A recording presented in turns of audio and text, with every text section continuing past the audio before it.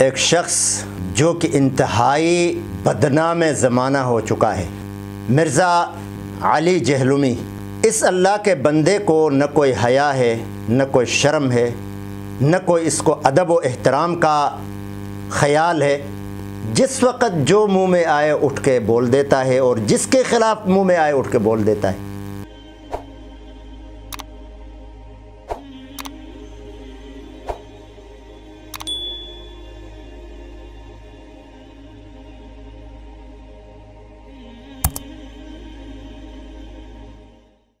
بسم اللہ الرحمن الرحیم۔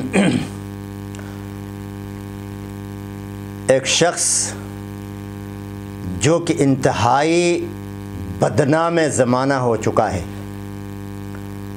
اور لوگ اس کی شکل سے ہی اتنی نفرت کرتے ہیں کہ اس کی تصویر دیکھنا پسند نہیں کرتے۔ بہت لوگوں نے مجھے کہا کہ اس شخص سے تو ہمیں اتنی نفرت ہے کہ ہم اس کی بات سننا تو دور کی بات ہے، اس کی شکل ہی دیکھنا پسند نہیں کرتے۔ مرزا علی جہلمی، اس اللہ کے بندے کو نہ کوئی حیا ہے، نہ کوئی شرم ہے، نہ کوئی اس کو ادب و احترام کا خیال ہے۔ جس وقت جو منہ میں آئے اٹھ کے بول دیتا ہے اور جس کے خلاف منہ میں آئے اٹھ کے بول دیتا ہے۔ ایک ہوتی ہے علمی تحقیق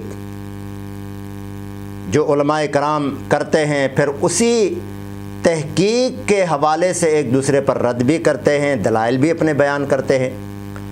لیکن یہ بدبخت تو اس علمی تحقیق کے آڑ میں اسلاف کے اوپر بدزبانی کرتا ہے، قرآن اور حدیث کے خلاف انہیں گردانتا ہے۔ خاص طور پر ابھی ایک کلپ اس کی چلی ہے جس کے ٹائٹل میں فقیہ العصر صدر وفاق المدارس شیخ الاسلام حضرت مفتی تقی عثمانی صاحب کی تصویر لگائی ہے، اور اس کے بعد رفع یدین پر بحث کی ہے اور احناف پر رد کی ہے۔ ٹھیک ہے، اس موضوع پر یہ معرکۃ الآراء ایک مسئلہ ہے، اس پر اختلاف ہے، دونوں طرف دلائل ہیں، اور دلائل بھی مطلب مستند کتابوں کے ہیں، صحاح ستہ کے ہیں، کسی نے اپنی طرف سے نہیں بنائے ہیں۔ جس طرح اور مسائل میں اختلاف ہے، اس میں بھی ہے۔ لیکن اس بدبخت نے آگے جا کر جس انداز میں حنفیوں پر رد کر کے اپنی بڑھاس نکالی ہے، اپنا بغض نکالا ہے، اور اس کے لیے جو الفاظ اس نے چنے ہیں، الفاظ کا چناؤ جو کیا ہے، اس سے اندازہ ہوتا ہے کہ اس کے اندر کی دنیا جو ہے نا وہ انتہائی گندی اور گدلی ہے۔ امام حنیفہ نے سنت کا مذاق اڑاتے ہوئے یہ کہہ دیا سلام پھیرنے کے بعد کہ عبداللہ ابن مبارک سے کہ مجھے لگا تم نماز میں اڑنے لگے ہو جو تم بار بار یوں کرتے ہو۔ جب کوئی شخص سنت کا اس طرح مذاق اڑائے تو اس کا جواب بھی پھر پھکی سے دیا جاتا ہے، تو وہ پھکی عبداللہ ابن مبارک نے دی۔ اس پہ امام حنیفہ خاموش ہو گئے۔ میں یہ نہیں کہتا کہ ان کی بولتی بند ہو گئی، پھر کہیں گے توہین کر دی۔ کتنے سخت الفاظ ہیں امام بخاری کے، یہ اس مجہول شخص کا رد ہے۔ اب وہ شخص کون ہے؟ بعض کہتے ہیں یہ امام حنیفہ کے اوپر انہوں نے اتنے سخت جملے بولے ہیں، بعض کہتے ہیں ابراہیم نخعی کے اوپر بولے ہیں۔ چونکہ امام بخاری نے کسی کا نام مینشن نہیں کیا، لہٰذا اس سے مراد ہر وہ حنفی ہے جو قرآن و سنت کے مقابلے پہ اپنی تعلیمات یا اپنے بابوں کو لے کے چل رہا ہے۔ چنانچہ اس نے رفع الیدین کے حوالے سے جز رفع الیدین کا ذکر کر کے بتایا ہے، امام بخاری رحمہ اللہ کی جو کتاب ہے چھوٹی، کہ اس میں امام بخاری نے حنفیوں کے سارے دلائل، حضرت علی رضی اللہ تعالیٰ عنہ کی جو نماز کے حوالے سے روایت ہے اس کو بیان کر کے کہا کہ اس روایت نے کے بعد تو امام بخاری نے حنفیوں کے سارے دلائل ختم کر دیے اور ان کے سارے دلائل کو پیسیفک اوشن کی گہرائیوں میں اور اٹلانٹک کی ٹھنڈک میں پھینک دیے۔ امام بخاری نے جز رفع الیدین میں پہلی حدیث یہ لے کے حنفیوں کے سارے سوال ختم کر دیے ہیں، پیسیفک اوشن کی گہرائیوں میں اور اٹلانٹک کی ٹھنڈک میں پھینک دیے جا کے۔ بھی الفاظ دیکھیں اس کے، ذہنیت دیکھیں اس کی گندی، اور آگے پھر کہا ہے کہ یہ تو جز کی بات تو دور کی ہے، حنفی وہ لوگ ہیں جو بخاری مسلم کی حدیثوں کو نہیں مانتے، اور آگے اس بدبخت نے مزید جرأت کر کے کہا ہے کہ قرآن کے عقیدوں کو نہیں مانتے۔ جو لوگ بخاری مسلم کی رفع الیدین کی حدیثیں نہیں مانے ہوئے ہیں، ان سے آپ نے جز رفع الیدین کی حدیثیں منوانی ہیں امام بخاری کی کتاب کی، اور جو قرآن کے عقیدوں کو نہیں مانے ہوئے ان سے آپ نے امام بخاری کی کسی کتاب سے کوئی بات نقل کر کے ان سے منوانی ہے۔ مزید آگے اس نے کہا ہے مصنف ابن ابی شیبہ کے حوالے سے، امام ابن شیبہ کے حوالے سے، کہ انہوں نے 500 روایات امام ابو حنیفہ کے خلاف بیان کی ہے،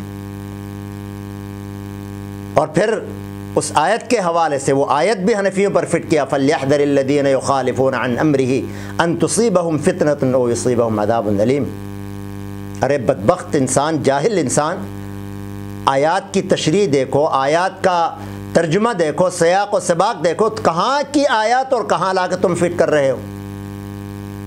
تمہیں اللہ کا ذرا بھی خوف نہیں آیا کہ اتنے بڑے علماء، اور آپ یاد رکھیں سامعین، الحمدللہ مسلک امام ابو حنیفہ رحمۃ اللہ تعالی علیہ اتنا گہرا ہے، اتنی وضاحت ہے کہ عام مسالک اس تک پہنچ نہیں سکتے، اتنی جزیات ہیں۔ اور حضرت امام صاحب رحمۃ اللہ علیہ نے مسائل کی تحقیق کے لیے 500 علماء کو اس زمانے کے اپنے ذاتی خرچے پر رکھے تھے۔ جب تک کسی مسئلے کی مکمل تحقیق نہ ہوتی اور 500 علماء کی کابینہ سے وہ پاس نہ ہوتا، وہ مسئلہ لکھا نہیں جاتا تھا۔ اس جیسے انجینئر، اس جیسے ڈاکٹر اور اس جیسے بدبخت اور اس جیسے بدھو امام صاحب کو کیا جانے تو مسئلہ کے احناف کو کیا جانے۔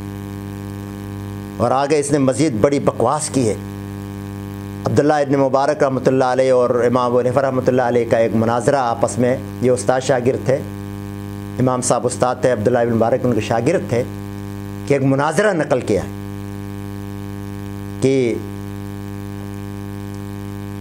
جب عبداللہ ابن مبارک نے ان کا رفع الیدین کیا دوسری دفعہ یا تیسری دفعہ، تو اس کے بعد ان کا مناظرہ ہوا، اور اس میں انہوں نے جو بات ذکر کی ہے کہ امام عبداللہ ابن مبارک نے امام صاحب کو جواب دیتے ہوئے کہا، مطلب وہ حدیث جو یعنی گھوڑے کے دم والی اور اس کے بعد جو حدیث ہے اس طرح کی، تو اس پر انہوں نے آگے بڑے مذاق اور تمسخر کے انداز میں کہا کہ امام صاحب کا نے سنت کا مذاق اڑایا۔ ابھی اس کے الفاظ دیکھیں، امام ابو حنیفہ رحمۃ اللہ علیہ نے سنت کا مذاق اڑایا۔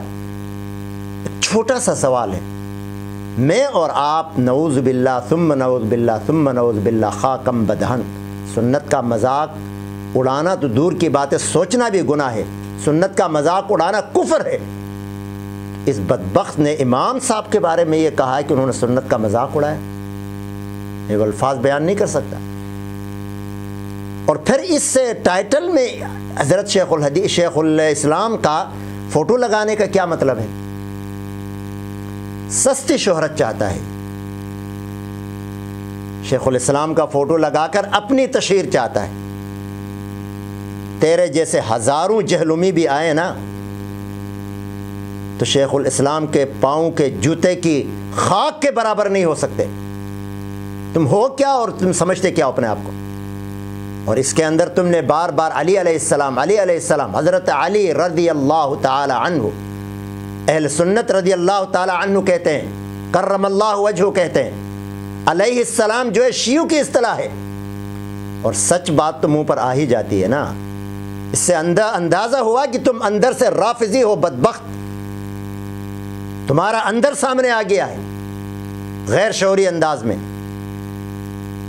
علی علیہ السلام اہل سنت کے مطابق انبیاء کے لیے بولا جاتا ہے، رضی اللہ تعالی عنہ صحابہ کے لیے بولا جاتا ہے،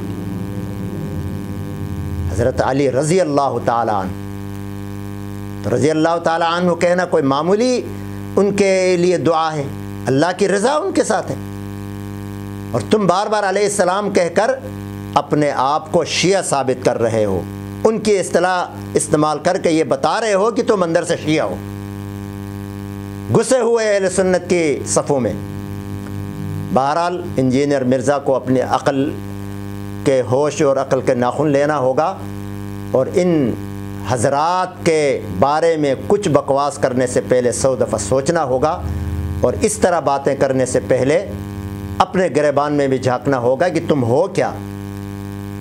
ایک عربی اصطلاح ہے نفحۃ العرب کے اندر کہ انف فی الماء و استن فی السماء، ایک آدمی کی کوئی حیثیت نہ ہو اور وہ کسی بڑے کے بارے میں بات کرے تو کہا جاتا ہے اس کی ناک تو پانی میں اور پچھواڑا، سرین کہتے ہیں، پچھواڑا اس کا آسمان میں، چھوٹا منہ بڑی بات۔ تو بات کرنے سے پہلے اپنی حیثیت کو تمہیں پہچاننا ہوگا اور پھر بات کرنا ہوگا، ورنہ پھر اسی طرح کے تمہیں جوابات ملتے رہیں گے۔